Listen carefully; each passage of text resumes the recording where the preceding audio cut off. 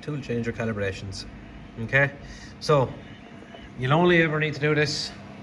Let's say over time that the little white jokes get worn, the tool might be sitting down a small bit, or let me see, you might replace one of these tool holders with one that holds the same tools but has a slightly different height or whatever.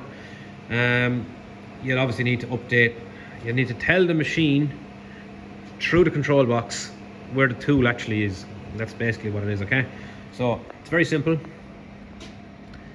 At the home page, press right, go into tool change position, enter the password 521, and update the X and Z offsets for tool changes accordingly. Okay, so very simple. So I'm going to press right to give me more selections. Tool change position, enter the password 521, that's okay, and now we have this here. Okay, so we have offsets in the X. Obviously for every tool they're in a different X position, that's fine. And then there's offsets in the Z, which is in this direction, you know. So again, if you change a tool holder, or for whatever reason one of these might get worn or something, and you notice that it's not picking it up just right, you can update your values in here. Now you've noticed there's no adjustment in Z. That there is done manually. It is set up from factory, but if you loosen these bolts here, you can move it in and out, no bother at all. Now if and when anybody is updating them, don't just do it and assume it's right.